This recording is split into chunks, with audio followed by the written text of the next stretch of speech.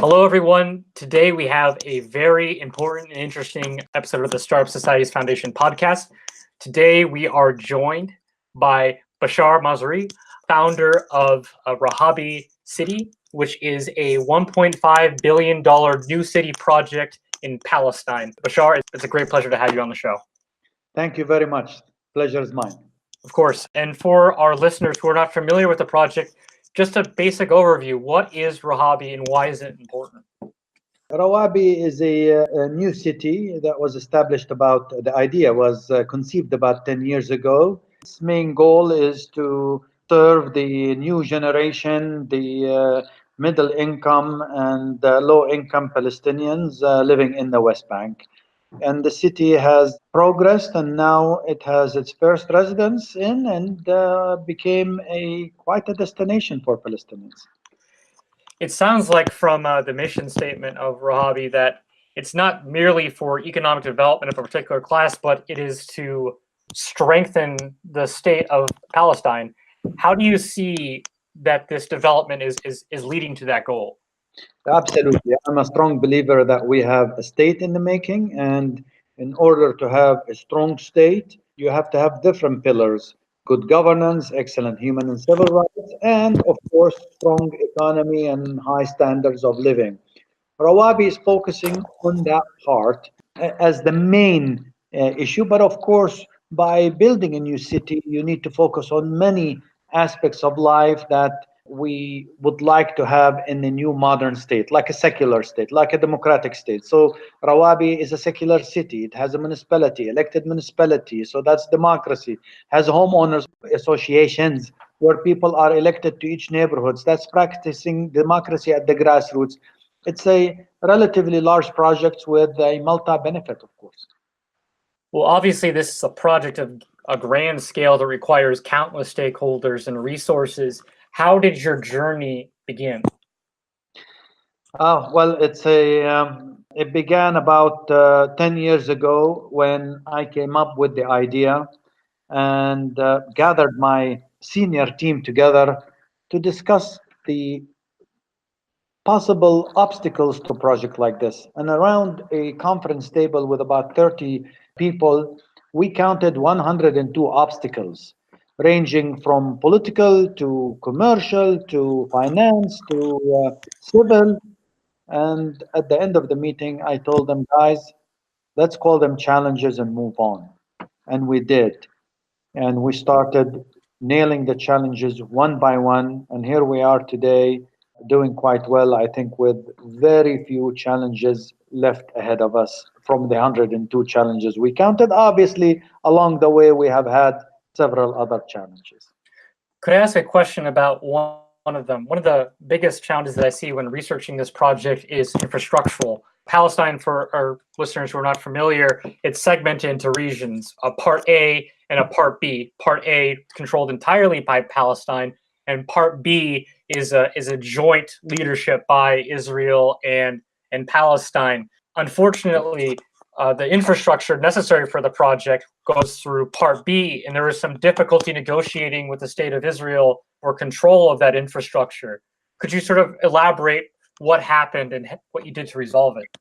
Actually, just to clarify, there's Part A, B, and C. A is controlled by the Palestinian Authority, as you mentioned. B is controlled by civil, the Palestinian Authority, and security Israel. And C, which is the majority of the West Bank, about 65% of the West Bank, is all controlled by Israel. And it's not just Israel, is the terrible arm of Israel, the occupation. We knew this day one and we wanted to get going. And so that's why we planned the project mainly in Area A, so that all the approvals have to go from the Palestinian Authority, because we knew that it's going to be difficult, super difficult, dealing with the occupation. Normally, it's difficult to deal with the occupation. This is not abnormal. This doesn't mean we accept it. But sure enough, I think if I am to build it in Area C, today I'll be still talking about building it in Area C, because the little infrastructure we had to extend in Area C, such as the water pipeline and the access road, proved to be hell to get. It was very, very difficult to obtain. any new project, any new city project, and there has not been a whole lot of city projects, but any new city project faces a lot of challenges and obstacles. Building in Palestine under or surrounded by occupation adds a challenge that is equal and more to all the other challenges. One of the things that this podcast does is try to extract best practices so other projects can go and be successful. What are some general approaches that you would recommend to our listeners when they're trying to negotiate with not necessarily a host state in this case, but a host state in many of the cases of our listeners, how to deal with infrastructure in existing institutions? Well, first of all, for a project like this, you must prepare yourself and have a thick skin before you start. Because if you don't, it's easy to give up. You have to be totally determined because there's a lot of downs. And if you let those downs take you away from your goal, you're doomed. So there were many moments where I felt awful, but immediately snapped and moved on to get the project going. There are a lot of illogical things also that happens. There's a lot of unexpected things that happen, of course. But the most important thing is determination in a project like this. Another thing I would say, and you use the right word, best practices. We're not inventing anything in this project. The world has tested many things. There are thousands and tens of thousands of cities out there. All we have to do is learn bits and pieces from each one of best practices, try to adopt them to our local situation and implement them if we can afford to. So speaking of best practices, when you made the city, obviously there were some principles of urban planning and maybe even governance that were associated with it. What are some best practices that you extracted from new city projects around the world or special zone projects around the world that you implemented here in Rawabi? Well, first of all, planning. The word planning itself, of course, is very important. There are a lot of cities in the world that just pop out without much planning. Planning with the environment. Any construction encourages on the environment. You build a wall around your house, you're fooling around with the environment. Our presence as human beings, unfortunately, as a must, infringes on the environment. It's how to minimize that. And that's very important. So we decided in the planning not to build the city in the valleys where it's land used for agriculture. We planned it on top of the hill, which makes it very tough construction-wise, but at least we're utilizing land that is not as useful as the other land. We also did not want to do big highways, rather because we have to do a lot of excavation, rather than respect the mountain and do narrow roads, more narrow roads, like for every wide road, we would do two narrow roads, which makes the whole place looks much better and gives people nice views. And a lot of other things like little things and big things that we had to deal with. Most important, of course, you need to address the people. This is about the people. This is about the inhabitants. No matter how much you build, it's solid. It's the souls that live in the project, which makes the project going. And we need to build for those souls to meet their needs and their demands and their comfortable life. So planning obviously is very important, especially for very basic infrastructure. But as a planner, you have to balance the idea that a city is not this static organism. It's organic. It has the life of its own, especially if it's a market-driven city like Rawabi. It's going to have businesses and developments of its own that aren't going to come from the central plan. How do you make that balance to have market-driven forces, but at the same time account for the environment or account for proper and effective planning? No, I would say you always have to keep the environment in mind, because if you do not, and if you don't put environment ahead, it's easy to forget and ruin the environment. So in every component of the project, we thought of the environment. Not always we can afford to respect the environment as much as we would like to, but often you can, and often is cheap. And sometimes, like in our case, it's even more economical. It pays back. So for example, we have massive excavation to do in Rawabi, massive excavation. So instead of moving the excavated material to another site and dump it there, what we did is we set up a factory, two factories on site, One that takes the big rocks and turn them into stones that we use them to clad the buildings. Second, the little rocks, we crush them and get the base course needed for the building of the roads. And third, the rest of the material, we terraced a ravine, part of the mountain, and built a Roman style amphitheater and created a large park that has become destination to tens and tens of thousands of people, especially on the weekends and in the evenings, especially in the summer. We hold concerts, etc. It just became a beautiful place for entertainment and for outing.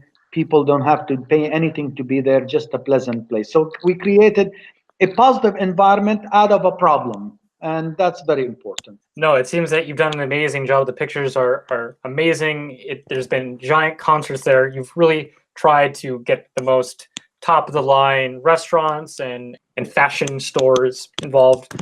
And there's the Q Center, which is the Qatar sponsored center of the town where everyone congregates. What are some of the principles that you apply to make a really vibrant town center? In our part of the world, one of the most nice things, we are blessed to have beautiful weather. You could be at least 9 months of the year comfortably outdoor. And that's why we created the Q Center on a pedestrian base outdoor.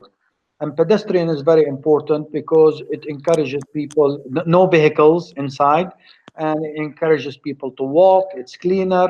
It's really a very pleasant, at least I believe it's very pleasant. We also wanted to bring part of our culture, an important part of our culture. The looks of the old cities we have, old Jerusalem, old Nablus, old Hebron, most of the villages, alleys, little shops, etc., rather than just imitate the West with big shopping center. Well, we do have from the West the shopping stores, but in a Middle Eastern, I would even go further, in a very Palestinian fashion. On top of that, however, we built a modern, state-of-the-art technology park, that buildings that would attract the technology companies of the world, or at least that's what we're aiming at. So it's a comfortable space, a great IT infrastructure, and we're hoping to create the first tech hub in Palestine at the Rawabi Q Center. It's very interesting. It seems that the economic driver in this drive towards tech, it's one of the pinnacles. As you call it, it's the Marshall Plan of Palestine. But one thing that we at the Startup Societies Foundation look at when we're looking at new city projects, it's not merely an infrastructure project. There's plenty of smart cities in smart infrastructure, but that alone is not the key ingredient that leads to economic growth.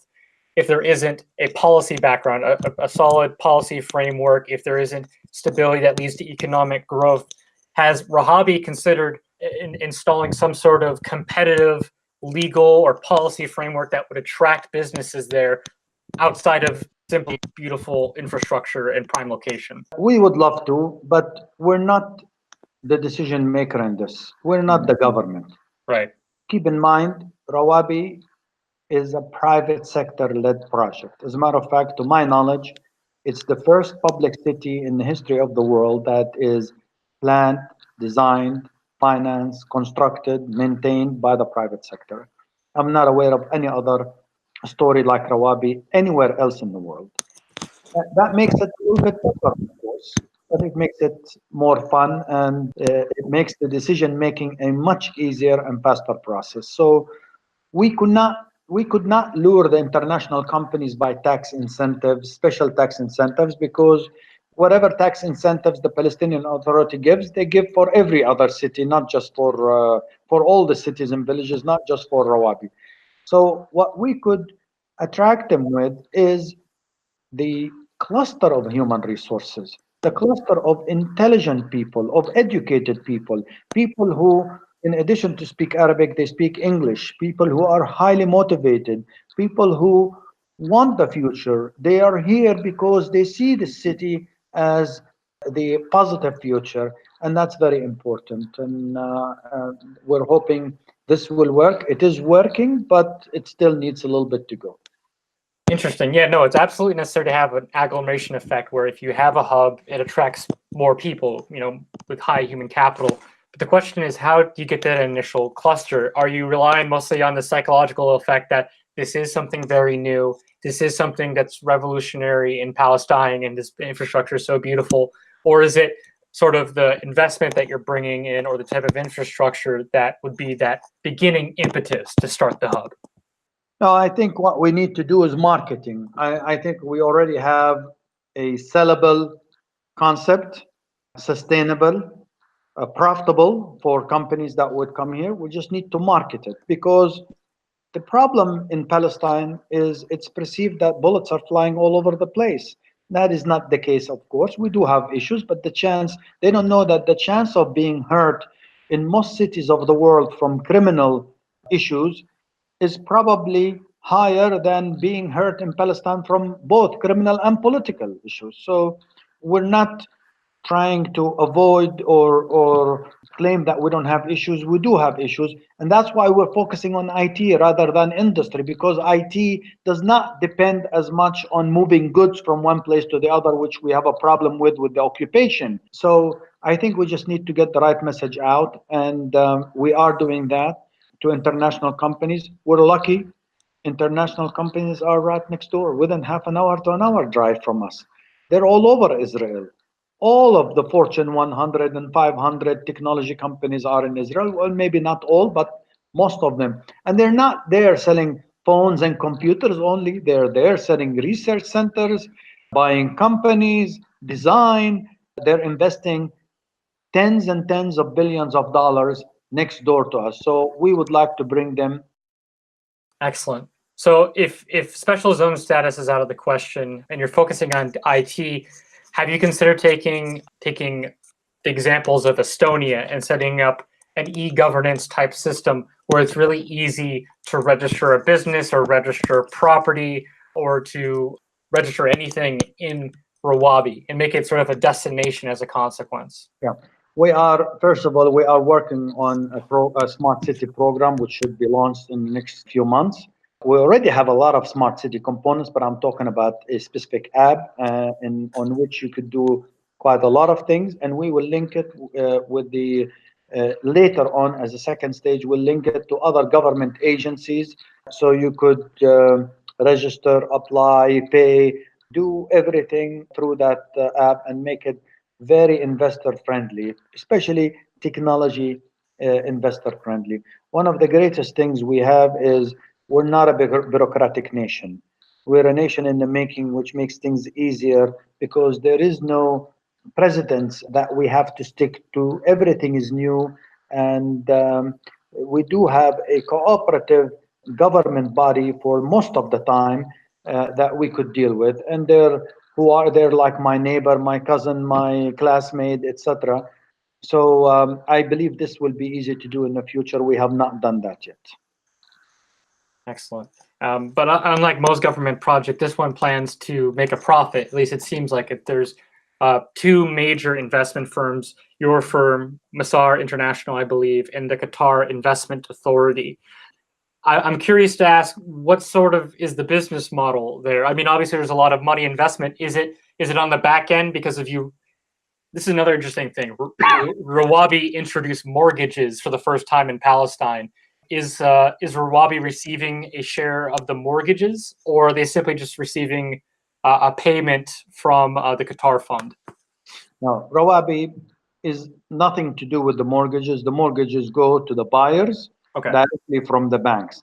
And it was a project like Rawabi that caused the mortgage system to happen in the scale we see it today in Palestine. You can get a mortgage for 25 years with reasonable interest rates, very close to most of the Western world, basically.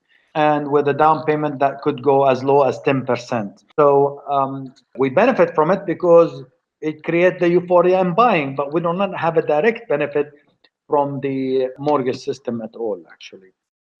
It's very important to point out that Rawabi, although we are a for-profit company, Rawabi is a developmental project. Mm-hmm. We don't expect to make money. And what's the difference in my book between developmental and philanthropy?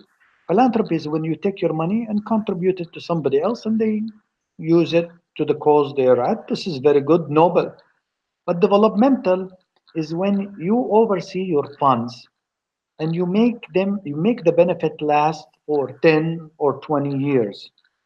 And at the end of the 20 years, you get all your money back, most of it, half of it. Maybe you lose it because there's such a risk in the project, and maybe you'll make a little money. At this point, with the issues we had with Rawabi, such as the water delay, the road delay, etc., we expect to lose a part of the money. We will not make any money. But both partners, myself and the Qataris, maybe for different reasons. For me, this is part of building my state. So the contribution is well worth it. And for the Qataris, it appears that their motivation is to support the Palestinian people in building their state and to support a sustainable economy. And they're certainly getting that back. Of course. And obviously, we don't necessarily expect huge returns or any returns. You might even lose money. But do you believe this type of development project is more effective than, let's say, a purely public project? I think this is a very effective way of investing our funds, or anyone else's funds for that matter. I am into building a strong state, not a welfare state.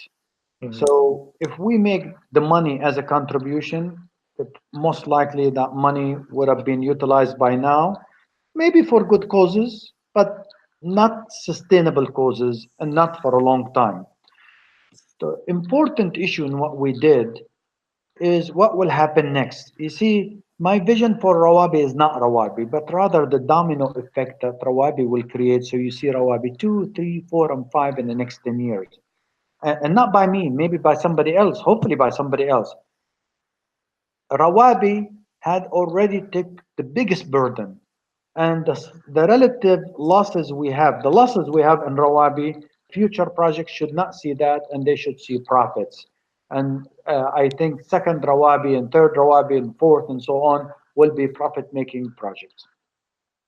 Yes, there are a couple of organizations that are trying to make truly private cities and try to make a return off of it. It might be difficult for the first iterations, like you said, because of you're just getting the model started. But as best practices evolve, profit will become more and more steady as standardization happens. So there's another element to Rawabi, or at least until your efforts.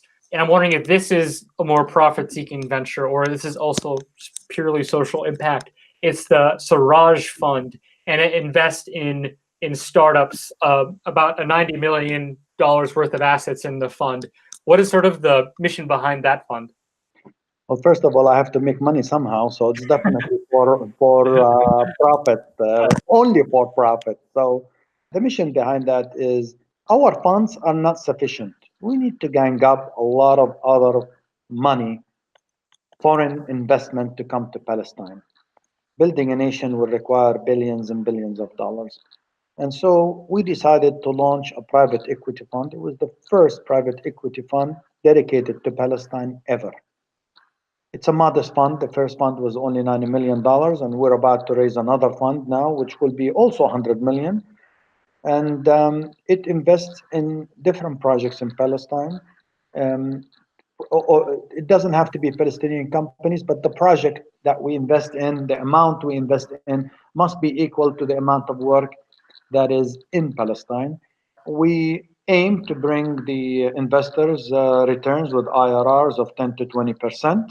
And at the same time, of course, have a lot of social impact by job creation, helping a lot of family companies to grow. A lot of family companies do not want investors to come in and stay forever. They like the private equity because we come in, we put funds with them. After a while, we exit. We exit with a profit, but that means they have a lot of profit as well. So Siraj is, if you wish, in the early stages, and I hope to see in the future many other funds with a lot more money invested in Palestine. Obviously, there's a very big startup ecosystem in Israel as well, especially in Tel Aviv. Are you trying to make that startup system, separate or completely siloed away from the Israeli ecosystem? Or are you interested in seeing collaborations between the two? I'm a believer that our destiny is together. We are here to stay, and they are here to stay. We have had many years of animosities, and there was a lot of unfairness. We certainly are victims to this whole situation, but there are so many victims all over the world, and we need to move on and make the best out of it to build our nation, and to build our economy, to build our government, to build our civil society. And there is nothing wrong with turning the animosity into a win-win situation moving forward. The fact that we do have next door to us, within half an hour to an hour drive, a vibrant economy, who's who of the Fortune 100 and 500 are next door to us, something we should capitalize on, especially since Israel now has a shortage of technology people, mid-level technology people, and we have a total wonderful surplus of the same thing they have a shortage of. This is a great win-win situation, and I intend to capitalize on it, definitely. Excellent. But interestingly enough, on this project, it's actually controversial on both sides of this issue. I mean, obviously, Israeli settlers, they're upset that there's a very, well, some call the first Palestinian settlement is happening right next to their door. But also on the Palestinian side, some aren't favorable of it because they say that it's normalizing the state of affairs. It's not trying to fight against it. It's trying to, try to make an example whilst the occupation or whilst the relationship that Israel and Palestine have with each other exists. Yeah. So, as far as the Israeli settlements, this is an ideological movement designed to uproot us from our land. And so, by its definition, the settlement is a cancer threatening our day-to-day lives, and it will continue to do that. And it's unfortunate that the international community is mixing the boycotting of Israel with the boycotting of the settlements, and are forgetting that the settlements are illegal, and most countries recognize them as illegal. By the way, even the United States until recently. I'm not sure if they officially changed their position. They saw them as illegal, then as an obstacle to peace. Now we find the US ambassador speaking as if it's a good thing to be a settler. It's an evil thing to be a settler. The settlements are a disaster. And if the settlers are criticizing me, and I know they are, they're attacking us, I am not offended at all. I'll be offended if they thought we are good to them. Something is wrong. Now, as far as Palestinians who criticize the project for the so-called normalization, well, maybe we are. So what? Are we normalizers? All the Palestinian community is normalizer. All of us use Israeli products. All of us use Israeli electricity today. All of us. There is no Palestinian electricity in the West Bank today. 100% of our electricity comes from Israel. Does that mean we're normalizers? Yes, it does. They argue, no, you're not, because there's no alternatives. Say, damn right there is, and it's called alternative energy, and it's also good for the environment, if you like. So the issue is, again, we're here to stay, they're here to stay, and we need to make the best out of it. I have been criticized, as you mentioned, on few issues by both radicals at the same time. And this is when I know I'm doing the right thing. No, I mean, usually if both sides of an issue are angry at you, you might be doing something right. You might be finding the middle path. It's interesting what you said about energy independence. Do you believe that these new city projects would lead to more independence or dependence upon your neighbors? Because obviously there's economic interdependence, but at the same time you have your own economic resources. No, more independent for sure. But independent and cooperation, the West Bank has been totally economically dependent on Israel since 1967. Totally, fully. They control our borders, they control our funds, they control everything. So building the city and having a vibrant economy from within will make us less dependent, but it will put us at a level where we cooperate with them on an equal level, rather than our market being a dumping market for their products. So by hiring an IT person for an international company, I'm exporting services. rather than just consuming products and importing. So I think it's very important to change the formula. So again, we keep going back to this, but this is the key problem. How do you attract outside industries or capital that are afraid about the stability of the region or the economic and political feasibility of doing business there? First, you don't attract all of them. That's fact. If we attract a fraction of them, boy, that's wonderful. And there are so many people out there that want to be part of this. It's not only Bashar Masri that has a unique opportunity of building a model state, it is all the Palestinian people and the world. And ironically, they have the chance of building a model state in an area surrounded by disasters right now where everything is collapsing. Syria, Iraq, Libya, Yemen, so many countries are collapsing, so many problems. This is a peak of hope. This is terrific, and there's so many good people out there. This project taught me one thing, that there are so many wonderful people out there ready to help. So many people came out to us. So many people will hear me talking now and will approach me and say, hey, I'm a solar energy expert. How can I help? I am a technology company. I would like to help creating jobs. I am an architect and I like to do this and that. It is just wonderful. It's overwhelming. And it's coming from people we never expect that they would be so friendly and so supportive to the Palestinian people. I think you're hitting the nail on the head. It seems that there might be a new wave or a new method of international relations, less the sort of American style of militaries and more about building infrastructure, economic development projects. Do you see what you're doing here could be a method for minority populations and in developing states from around the world? Yes, absolutely. I believe the Rawabi model, and it doesn't have to be exact, it could be changed to the local situation, should be studied for other places that have issues. You know, it can't be like ours, but probably similar in one way or the other. It's a way to pick up a troubled place and move it to a much higher level, motivate the people, and create sustainability for them. Excellent. So I know your number one concern is to the people of Palestine, the place where you were from.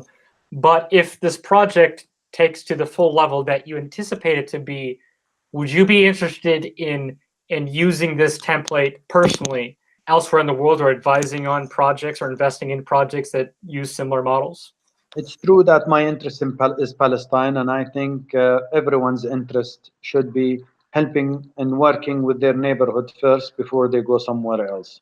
Mm. And as they do that, they should take that know-how to the rest of the world. The world is a small place, it's not a big place. This issue of nations is something human created, in my opinion. Although I am nationalistic myself, I don't understand it, it's stupid, but I am too. And I'm part of that stupidity as well. Now that Rawabi is on its way to success, we're already getting a lot of interest from other countries and we are sharing the experience. When we planned Rawabi, we went around and looked at best practices. And today, I'm so happy that other places are looking at Rawabi for best practices and asking our advice, advise them, tell them how we solved a certain problem. And just like we got help out of nowhere, we're here to help anyone that we can help. That's an interesting point because it talks about a delicate balance that has to be struck. With a lot of these projects, there are people who aren't from the local population that are helping or investing or managing the project.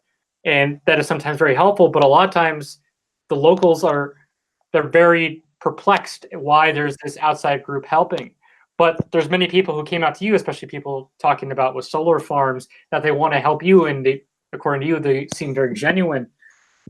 How do you strike a good balance of trying to help out populations in another place while at the same time respecting them as leaders in the locale and making sure that they are the leaders of any development project that happens? I think it has to do with the helper and how when they go in a place that needs help, how to deal with that delicate situation. If you come with the internationals are went back home. They're not here to stay. They shouldn't be here to stay. They went back to their homes and left the know-how with the Palestinians. And now we developed the know-how that we can take it to other needy places and hopefully do the same. So I think for the people in need, they should be more flexible and get the help, no matter what the intention is. Well, to a certain extent, of course, but with the bigger weight is on the people giving the help to empower the local people, to give them the respect, to train them and pull out and just remain as advisor or go back as a visitor. You'll feel very comfortable. You'll sleep very comfortable at night if you do that. Excellent. So it's not just advisors that there's this tension between foreign and local. It's with residents as well. Some communities, they simply want their national identity represented. Some people want a cosmopolitan feel. What is the balance that you're striking here with Rawabi, and how? You have to have a balance, and no matter what you do, you'll be criticized by one side or the other. Mm-hmm. And I think you should expect that. But the most important is to focus on the majority. You can never ever please everybody. Yeah. And somebody came into Rawabi and said, "Oh gosh, Rawabi, I don't like Rawabi. It doesn't look like Palestinian architecture." And I'm like, "Oh, you're right. Maybe you're right. What is Palestinian architecture? Is it the boxes of Ramallah and Nablus, the buildings that look like Western boxes or some Western boxes? We have them. Is it the arches of Old Jerusalem and Old Nablus and Old Hebron? We have plenty of that. Or is it the Roman theater that's in Sebastia or Caesarea or in Jordan? We have that as well in a modern way. The beauty